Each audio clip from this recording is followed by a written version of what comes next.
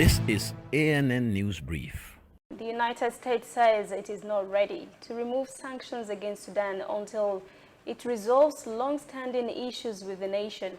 Senior U.S. State Department officials said on Wednesday the issues must be resolved before America can consider removing Sudan from its list of state sponsors of terrorism.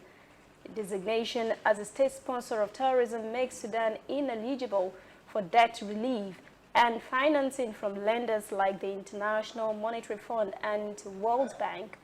Removal from the list potentially opens the door for foreign investment. International mediators had called for the country to be removed from the list after Sudan's military rulers and the main opposition coalition signed a constitutional declaration earlier this week, paving the way for a transitional government.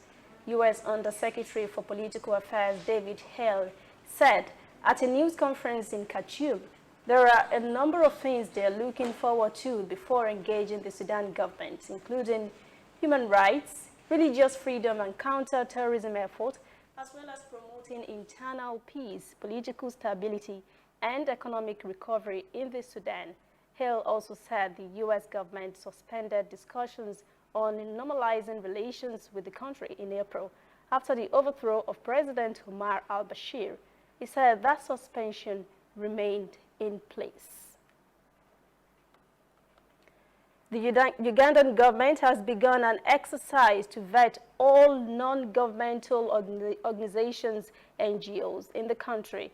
The government says through the National Bureau for NGOs and the Ministry of Internal Affairs, it wants to build a reliable and credible data bank of all private organizations and to find out the source of their funding. Critics said the exercise being conducted by the ministries can easily be abused to unfairly target NGOs critical of the government. A verification exercise carried out last year found that there were more than 14,000 NGOs in the country, with more than 10,000 operating with expired permits. Authorities have renewed efforts on Wednesday to register online publishers and social media influencers, saying those who are profiting from their online posts require authorization letters. Stay with us. We'll return after this message. Whether in your house, at your office, on your phone or online, we are there.